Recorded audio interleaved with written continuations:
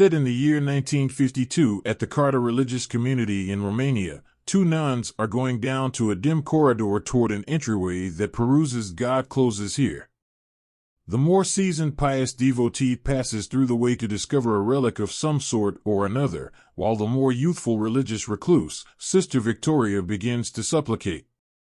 The more seasoned cloister adherent arises went after and bloodied, advising Victoria to run before she is maneuvered once again into the murkiness.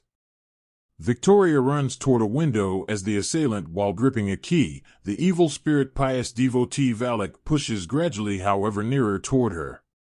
Victoria asks God for pardoning before she bounces and hangs herself.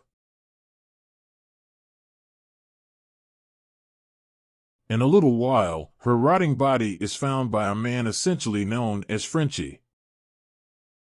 The authorities at the Vatican learn of Victoria's self-destruction, which is viewed as a definitive sin. They enroll Father Anthony Burke to examine. He searches out a youthful newcomer named Sister Irene, who presently goes about as an instructor to little kids. The two party and go to track down Frenchie, so he can take them to where he tracked down Victoria's body.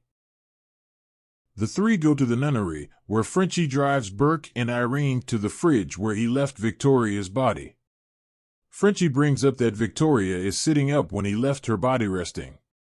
Burke pries Victoria's fingers open and tracks down the vital in her grasp. They then take her body to give her a legitimate entombment.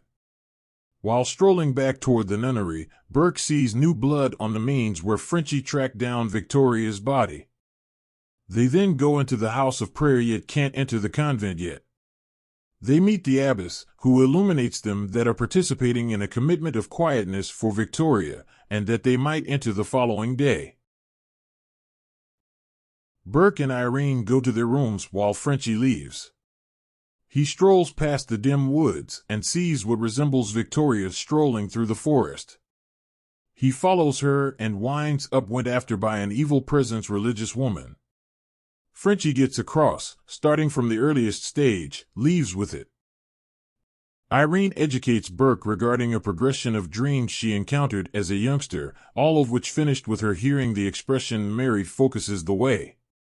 Burke then, at that point, reviews an occurrence in France wherein he was brought to exorcise a young man named Daniel that had been moved by. In spite of Burke's endeavors, the kid supported deadly wounds from the expulsion, and Burke has been racked with culpability from that point onward. Soon thereafter, Burke is awoken by the sound of music. He goes out into the forest and sees what resembles a satanic form of Daniel. The vision shows some major signs of life and drives Burke into a casket before an unholy power covers him alive, passing on him with a chime to ring. Irene likewise awakens and meanders the sanctuary before she sees Valak in the mirror attempting to go after her. She runs outside and hears Burke ringing the chime.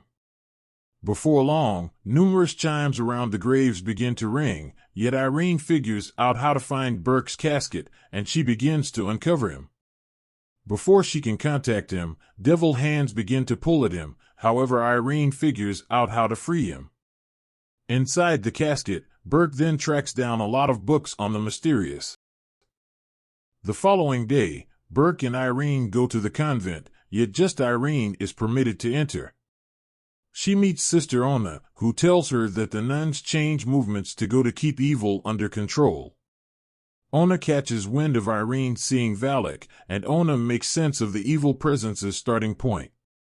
At the point when the nunnery was worked during the dull ages, a duke fixated on the powers of misery attempted to open a break to gather Valak, however a few men found and killed the duke before Valak could completely arise, keeping him caught utilizing a relic containing the blood of Christ. He stayed fixed in damnation until bombs from the Second Great War dropped around the convent and tore the crack open, releasing the devil. Ona makes sense of that Valak appears as a religious woman to seem to be most of them and go after their shortcomings. In the interim, Burke finds out about Valak and learns his name. Frenchie is in a bar, where he hears that one of the supporters had a 12-year-old girl that serious self-destruction by hanging after purportedly seeing something terrible. After Frenchie lets the barkeep know that he went up with Burke and Irene to the convent, the barkeep cautions Frenchie that both of them might be the following casualties. Yet again Burke endeavors to enter the nunnery, just to experience the abbess again to let him know he won't track down one more way in. He attempts to get some information about the key that he found with Victoria, however she tells Burke it's past the point of no return and that Irene is lost. Her body then seems to go limp. Burke attempts to lift her cover to see her, however her satanic body gets at him until he removes her hand from him. Irene stirs subsequent to seeing one more terrifying vision of Valak. Yet again she meanders outside her room and is gone after by the evil spirit pious devotee. Burke hears the clamor and attempts to save her, yet he is likewise gone after until Frenchie appears with a shotgun. Irene tracks down different nuns and begins to implore close by them as a malevolent power cuts a pentagram into her back. Irene then, at that point, sees what resembles Ona's dead body, however she rapidly understands that Ona and different nuns were not genuine, yet dreams. The three rejoin as they understand that Victoria was doing whatever it takes not to end it all, but instead penance herself so Valak couldn't have her body and spread fear. They head into the sepulchres to track down the curio with Christ's blood.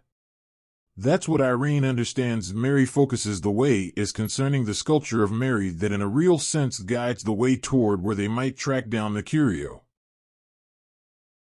Adequately sure, they run over the vial containing the blood subsequent to opening its chamber utilizing Victoria's critical. Before long, Valak reappears and goes after the triplet. He begins to attempt to have Irene while Burke is gone after by the satanic Daniel. Irene is momentarily moved by. Frenchie figures out how to toss some blood on her to free her. Valak releases a dull power upon Frenchie and afterward attempts to suffocate Irene. He pulls her up and sees that the vial is broken. She spits the blood right in front of Valak, sending the evil spirit back to damnation and fixing the break. As the triplet leave the monastery, Irene asks Frenchie his genuine name, and he says it's Maurice. We then, at that point, see a topsy-turvy cross consumed into the rear of Maurice's neck. The film closes with a clasp from the first Conjuring film in the current day where Carolyn Perron is watching Ed and Lorraine Warren give a workshop on their experience with the head Maurice, who later ended it all. Thank you for watching our video. If you found this content valuable and would like to stay updated with our future releases, we invite you to subscribe to our channel.